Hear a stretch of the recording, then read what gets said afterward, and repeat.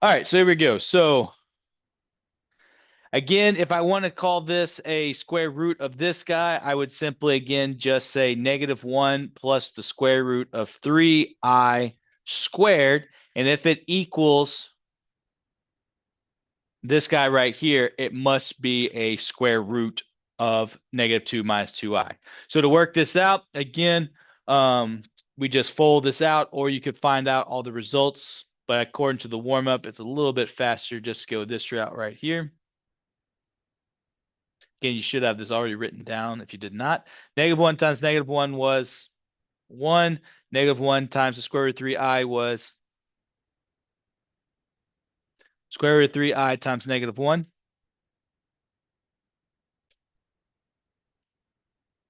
And then square root of 3i times the square root of 3i,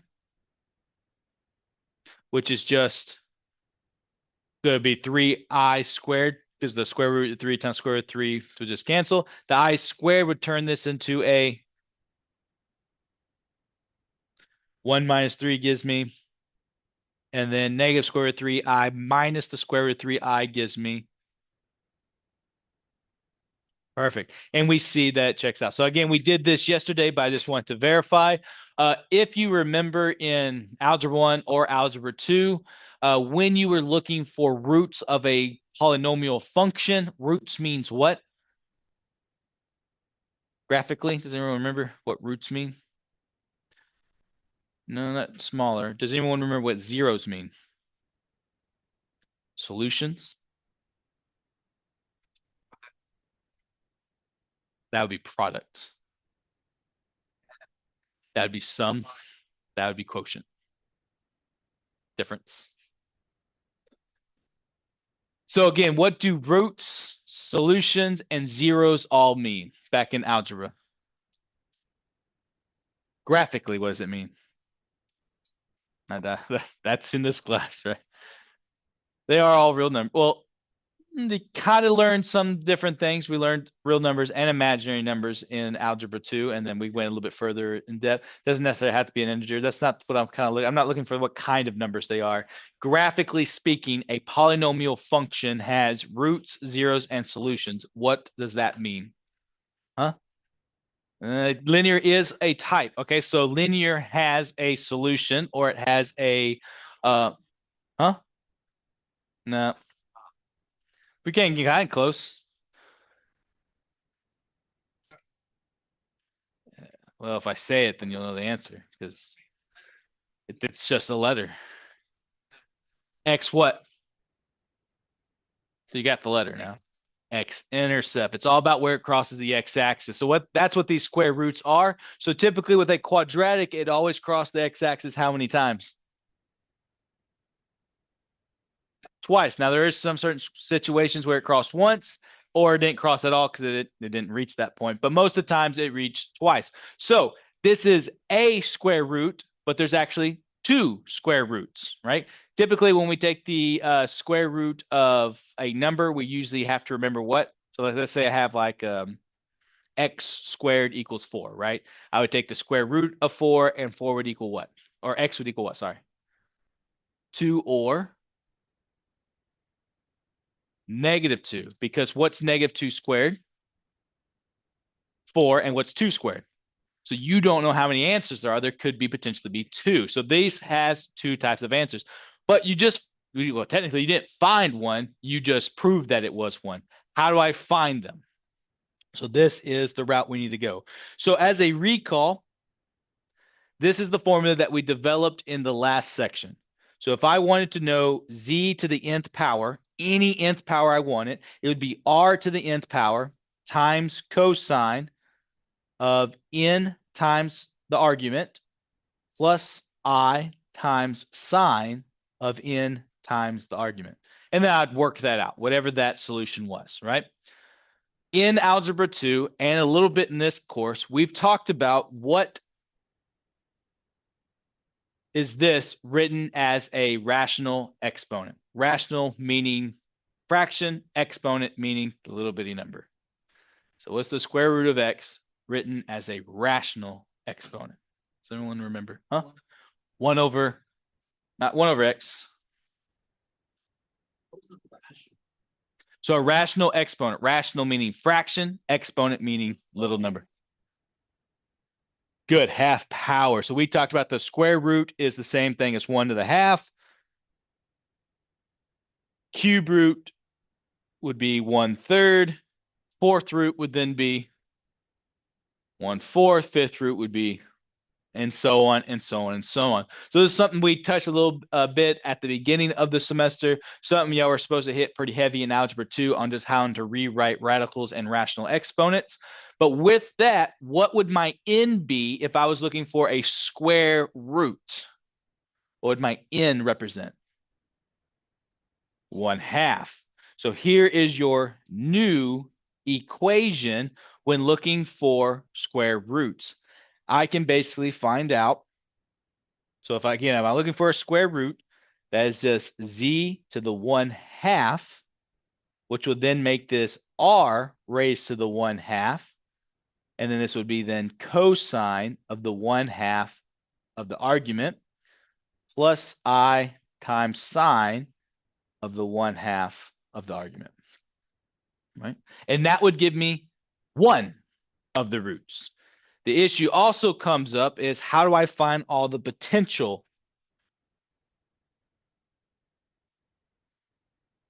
roots?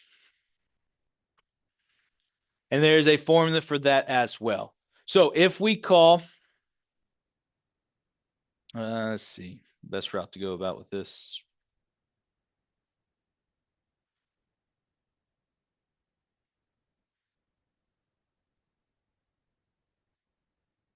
If we say alpha would be the theta that would represent the 1/2, whatever that power is, right? We'll say alpha represents this. Yes, little fish, yeah, the alpha, the lowercase alpha symbol.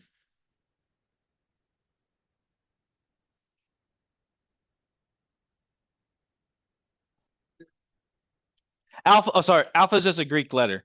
Lower, wait, yeah, are you being sarcastic? Okay, yeah, no, it's a lowercase alpha. Then you got betas and that. Honestly, I don't even remember what capital alpha is. I think it looks like an A, but I think it technically kind of goes like that, I think, for alpha. Because then you got beta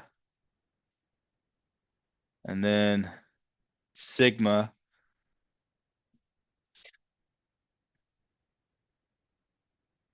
How was it? There it is. And then that's lowercase sigma right there as well. Is everything okay?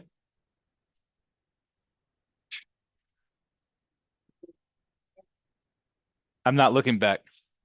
Oh, all right. I guess you didn't want to know. Okay, so that's a lowercase alpha, just a Greek letter. It's like an X, Y, or Z. So when we talked about theta, typically we represent Greek letters as our degrees and radians. It's also why we brought it because we just ran out of letters one time doing a formula. No, it's like a fish, like that. Yeah, without the tail connected. Yeah, I think if you look at it in your textbook, it's going to look more like an A.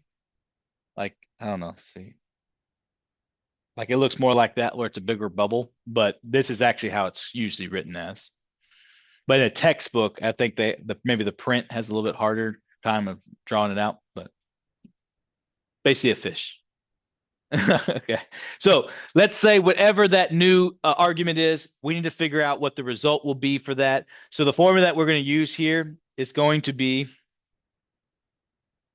1 over whatever the n is.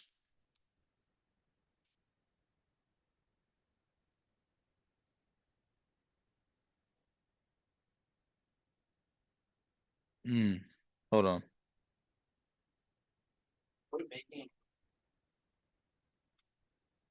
Yeah, I'm trying to develop a equation because what they have here is not the best.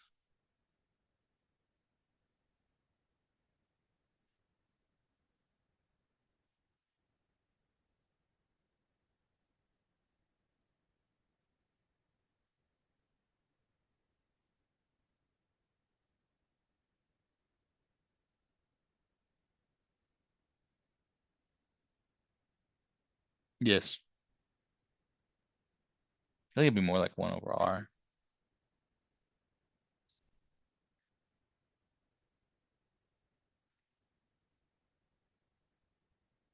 Oh, well, we got that part here, but the issue is these thetas, there's multiple versions of it. So let's do this. Let's do 1 over R.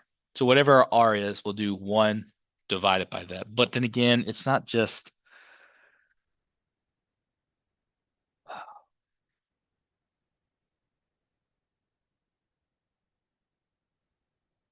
because technically it would have to be whatever this is. So that'd be have to be like this. So 1/2, or you could say the square root, however you want to write that.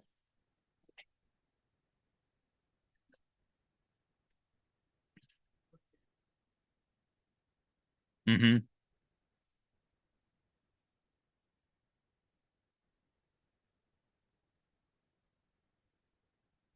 I kind of see where you're going with that.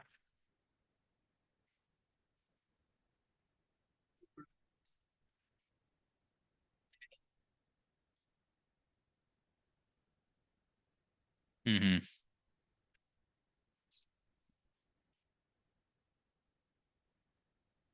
Yeah. Okay, so let's look at that then. So let's say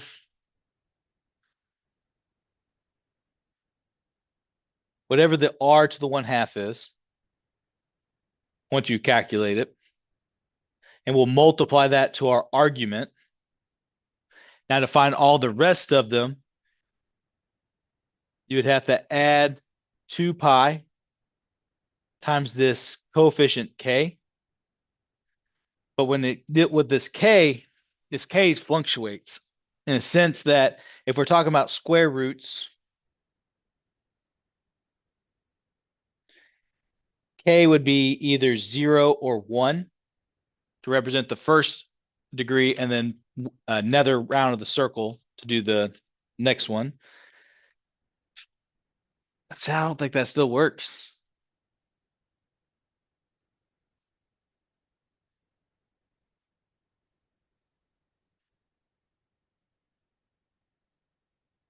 It's got to be 1 over r to the 1/2. I still think you have to divide it. If you need to, yeah, that's fine.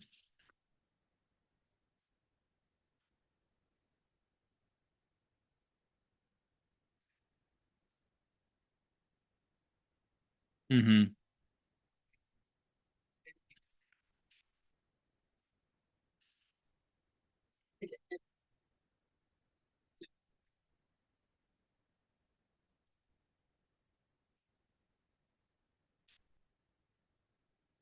Yeah.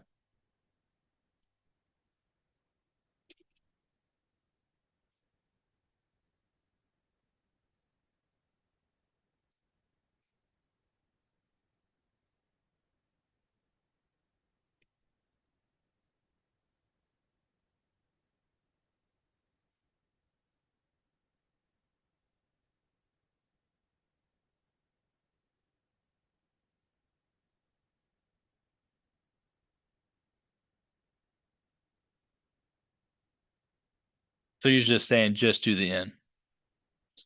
Hmm. I got you. Let's not use his name in vain, but yes. Lambda is a big one too they use. So okay, so we'll just say n. So if we have a square root, then our n would just be 1/2. If it's cube root's 1/3. Okay, I see what you're talking about then. And then you multiply that to your typical one, and then you still got to find the repetitive circles depending on how many times it falls. You don't know about cycles yet. That's the issue because we haven't graphed trigonometric functions.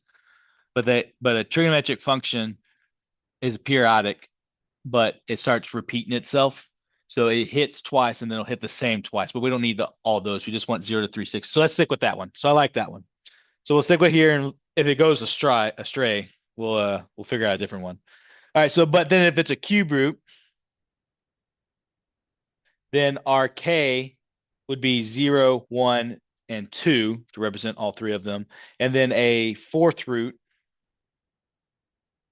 Yeah, and then you can kind of see that how the pattern's going. So 0, 1, 2, and 3. And then if it's a fifth root, 0, 1, 2, 3, 4. All right, so let's put this to more practice. I think this one works. Yeah, I think this one's going to work for us. So let's find all of our potential alphas. So one we should already get because we technically calculated earlier. But our first alpha would just be 1/2 times. Oh, we never found the original argument. So going over here, here's my original argument, and I'm trying to find the roots. So how would I find the argument of this guy? -2 squared. I mean, tan inverse of that. Yeah, yeah, yeah. All right, so you have tan inverse of -2 square roots of 3 over -2. And what would that give us?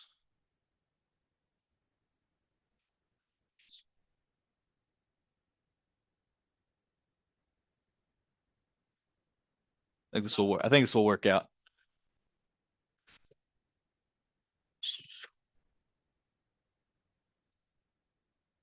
I think it's going to be, I think you're right, because I think it's going to be 30 in the calculator, and then you have to add 180 to it. Huh?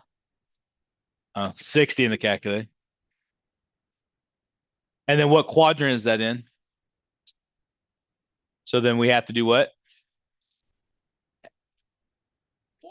My bad. What quadrant is this in? Third.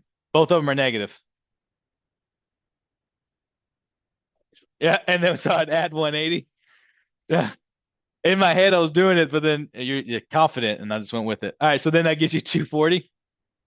All right, so therefore this would be 240, and then plus 2 pi times 0, um, which this will just zero out. What's 240 going to turn into?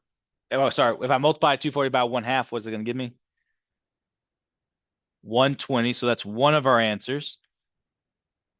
And then I got to do 1/2 times 240 plus not 2 pi. Sorry, this should have been 360.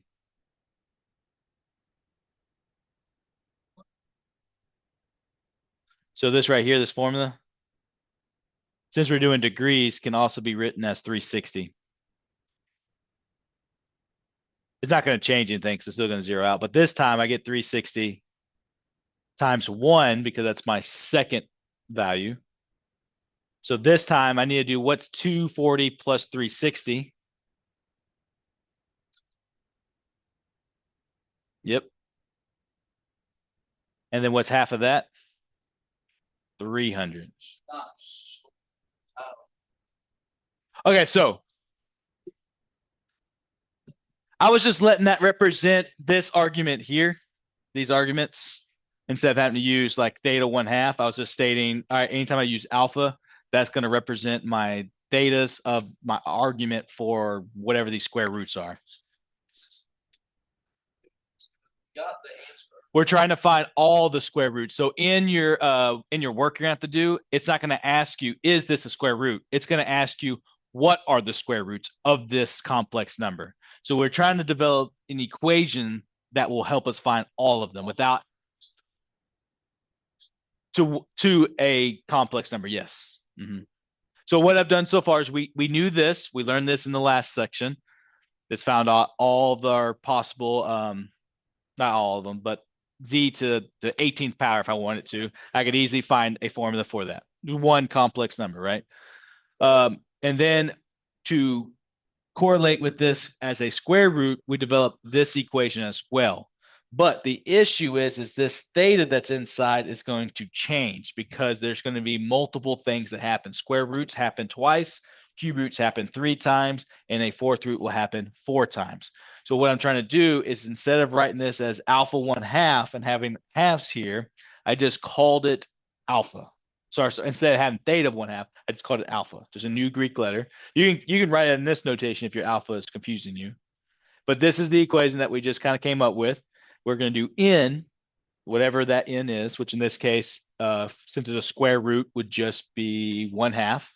And if it was a cube root, it'd be 1/3, and then so on and so on.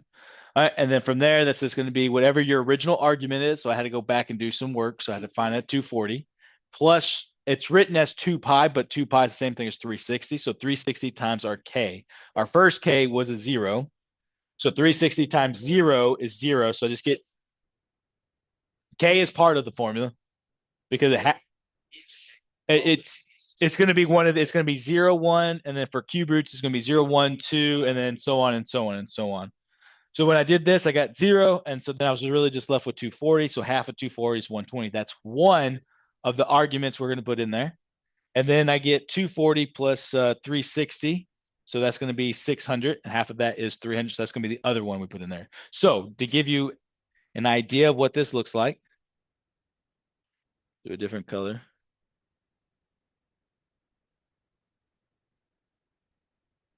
It'll get a lot easier after this point. We just had to establish some things. So now to find out what this answer is, I got to find my R. So I haven't done that either. So my R is going to be the square root of -2 squared plus -2 square roots of 3 squared. -2 squared is 4. Apply the square to both the -2 and the square root of 2. So -2 squared is 4, and then the square root of 2 squared is 2. 4 times 2 gives me, you're right, square root of 3 squared is 3. So then 4 times 3 is 12. 4 plus 12 is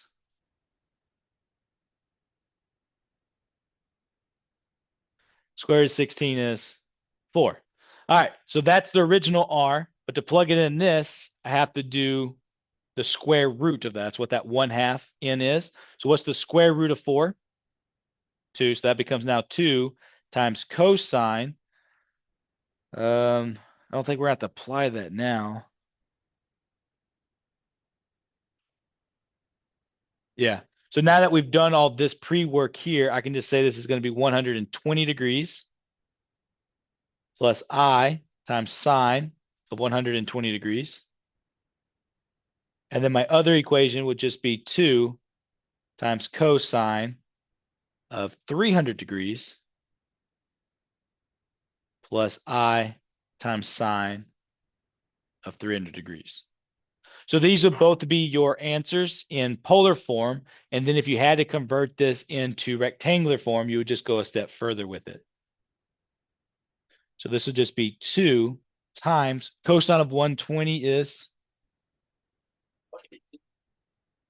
because it's r to the 1/2. 1/2 we now know is the square root. So since my r was 4, the square root of 4 is now 2, because I'm looking for the roots of this. So -1/2 plus what is sine of 120? So the square root of 3 over 2, I. Apply the 2. So the 2 times -1/2 is -1. 2 times the square root of 3 over 2 gives me square root of 3i. So we can see that we just found an actual root that we just proved, all right? But now we can go find the second one now that we know our stuff is working. So now I come back over here and I'll go 2. What is cosine at 300?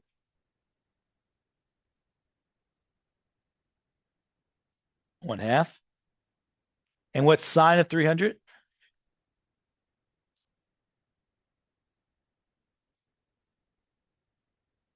So then when I distribute again, I would get,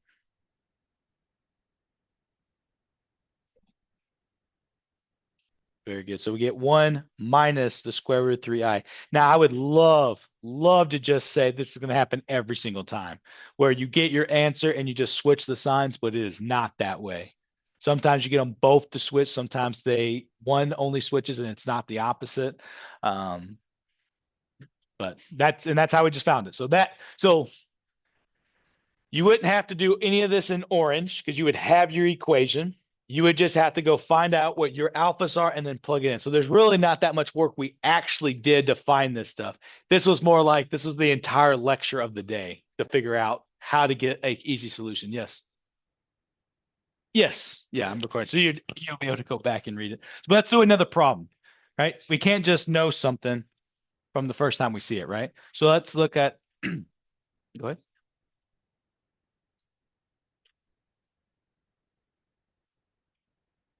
Yeah, so I can square this and it'll give me this answer. I can square this and it'll give me this answer, or vice versa. I could take the square root of this and I'll actually get these as my two answers. The original thing in the book tells you to square root it to solve this one. That becomes way more complicated when you're trying to square root something within inside of a complex number. It's a lot easier to square because we can just full. All right, so let's do some exercise problems together to make sure we find this out. So if you were sleeping during that whole process, it will be recording. But I would wake up now so you can see it all together as a worked out problem. And if you have any buddies that are around you that are sleeping, you might want to wake them up so they can definitely see this. Go. Perfect. What is it?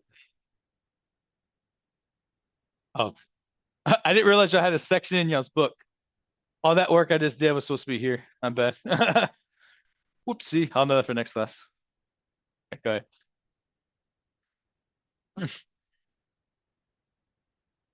Uh-huh.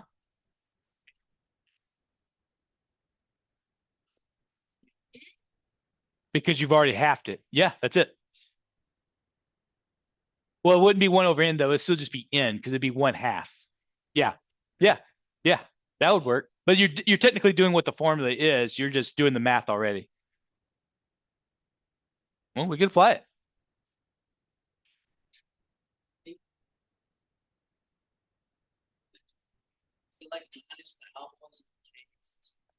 It does have the case because you'll have this. You'll have so okay, so let's look at this one. So some pre-work here, right? First thing, let's find our R. Every time we do these problems, we're always finding the modulus and the argument. So let's do that. What is going on here? Why is it an equal sign in the middle of that? All right. First of all, we need to set this equal to 0.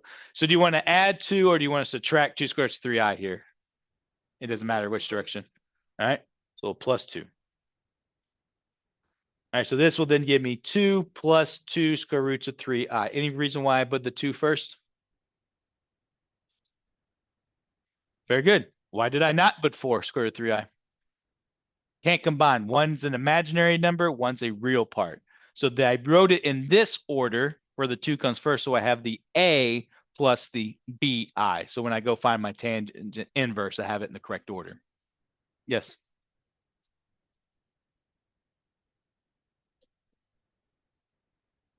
Oh, because I looked back at the book thinking it was a typo because we haven't been represented by this yet. But you just have to have them on the same side. It doesn't matter which direction you go with it.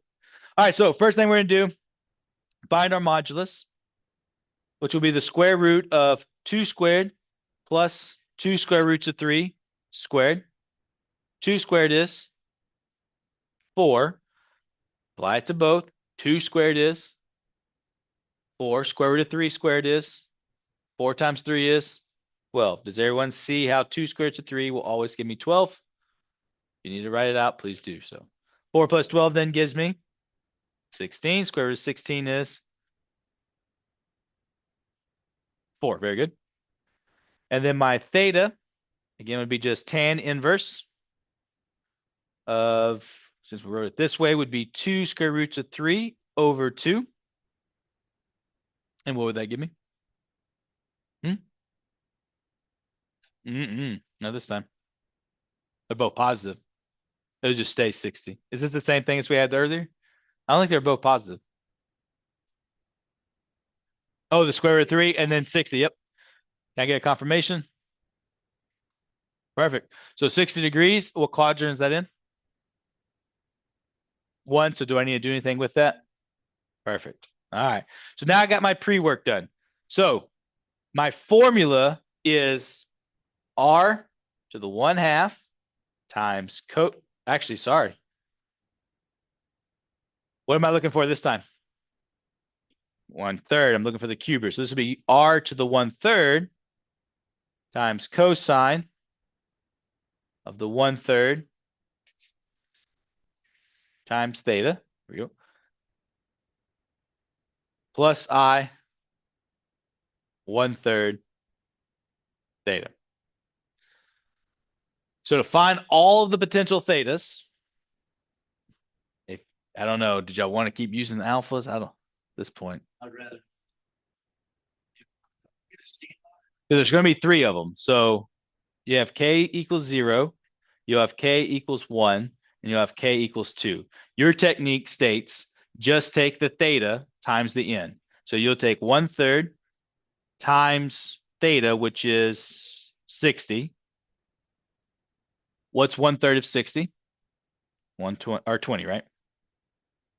Then it becomes 1/3 times 60 plus, but it's not going to be 180. What's 360 divided by 3?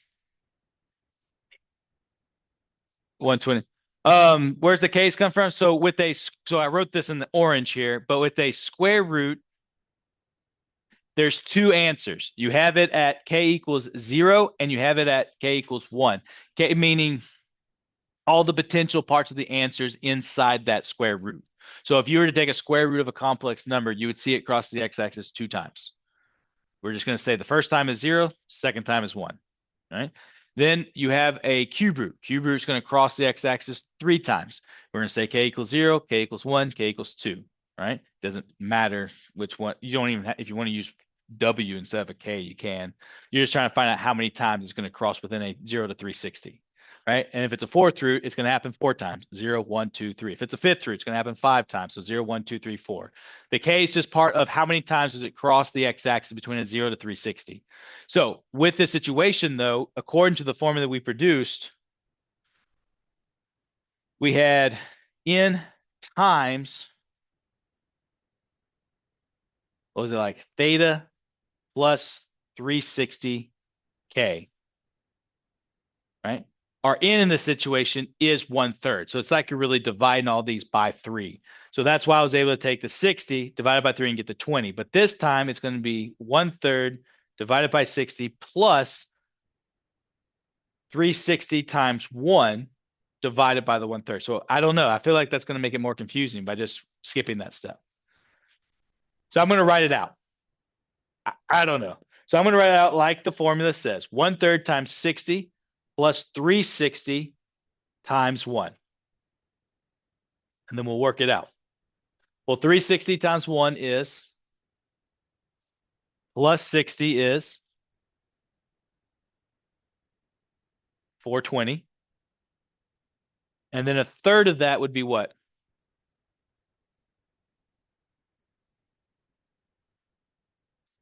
3 goes into 4, 140? Is that what you said? Okay, I thought you said 340. All right, so 140 degrees. So that's our second one. So you could, but you would have to know that you need to do 360 divided by 3 because it's a cube root and add that each time. So I don't know. If you know it, I'm good with it. But I just don't know if everyone's going to see it like that.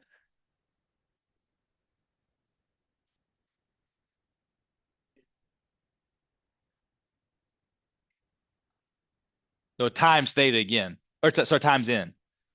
It's just our n's a fraction. Yeah, that's what we're doing here. Yeah, well, I know you can. So what he's saying is you could just go ahead and say this is going to be n times theta plus n times 360. Okay. So he went ahead and distributed the n. So he's taken his n, which in this case is 1/3, multiplying it by the argument. So 1/3 of 60 is 20. And then he's adding 1/3 of 360, which in this case is 120.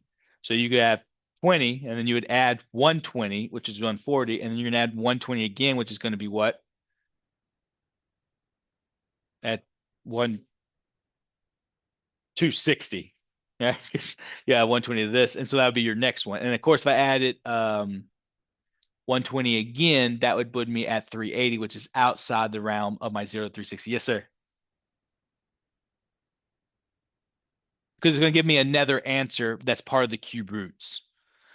Okay, so graphically, this is what's going on. You don't know this yet. Nah, maybe we should have started off with graphs. But when you take a square root, this is what happens. From 0 to 360, it's gonna cross 2 times before it repeats again. With a cube root, let's say this is 360 now, it will go, it crosses 3 times between 0 and 360. And with a fourth root, here's the 360 mark. It's going to cross, well, if I would have made it in there, it would have crossed 4 times before repeating its pattern. And so that's what these Ks are representing, each one of those spots that it crosses at. And then so on and so on for a fifth root. That's why we apply the Ks. So that's in this case with a cube root, you're just adding 120 every time. And with a square root, you're adding 180 every time. And then if it's a fourth root, you would add 90 every time. And if it's a fifth root, you would add, yes, 45 degrees every time. And then if it's a sixth root, then it's technically 22 and a half. But I don't think we ever go past fifth roots. 1, 2, or 3, or vice versa. Yeah. No, so that's what I'm saying. That's what Luke is basically stating. Instead of working out the formula, you could just see the pattern and just keep going with it, which I'm totally good with. It's just I don't know if everyone's just going to be able to see the pattern. I don't know. Because if we apply the pattern again for this last one, it'd be 1/3 times 60 plus 360 times 2, right? So in this case, this would be 1/3 of what's 360 times 2? 720 plus 60. And then what is 1/3 of 780? 206 degrees. But if you see the pattern with a cube root and you see that you're just going to be adding 120 every time, you can do that as well, which is what you were doing. And that's what you were doing with a square root. You were just adding 180 because that's what you're going to do every time. So I don't know. Whatever y'all find to be easier. But now, once you have all these numbers, now you can work it out. So this will just be the cube root of 4. What's the cube root of 4? Anyone know? There isn't one, just an FYI. So I'm just going to leave it as the cube root of 4. I'm going to write it like that. You can write it as 4 to the 1/3 if you would like. It doesn't matter to me. We're just going to keep it, though, in polar form. We're not going to work this out. So this will just be then cosine of 20 degrees plus I sine of 20 degrees. That would give me one of the answers. Then I'll do the cube root of 4 times cosine of 140 degrees plus I sine of 140 degrees. That would be the second answer. And then the final answer would be the cube root of 4 times cosine of 260 degrees. Right? Is that what 780 divided by 3?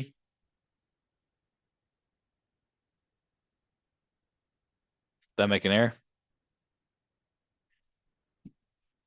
And there you go. So I know it looks like a lot of work, but we didn't do much.